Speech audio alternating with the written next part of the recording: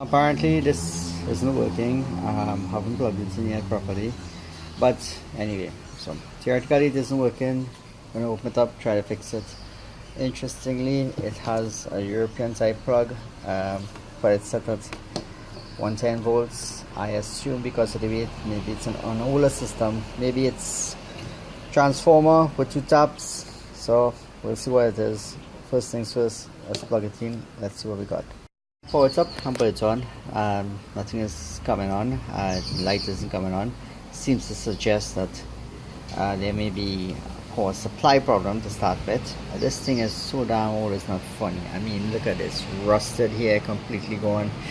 I'm not even sure it's really worthwhile to try fixing this. Well, it's a challenge. Well said and done.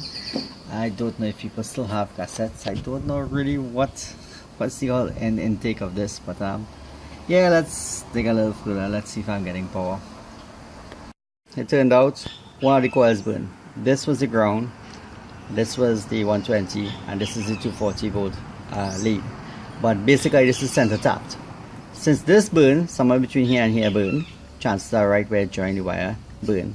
What I decided to do is put this and this lead. So there's the little connections there, jumper, and take the 220 side as ground and the 110 side as the 110, or vice versa. I mean it's AC voltage, and essentially using this coil instead of this coil.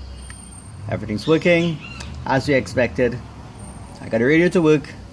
Not going to try with these things, missing all the belts, missing everything inside here, rusted motor mechanisms like these. Problematic. I mean, trying to get back a belt to hook onto this and that, and get back from there to there and then there to there and get the correct belt in, that is a pain. That is difficult to do, not worth the effort. So yeah, success. Yeah,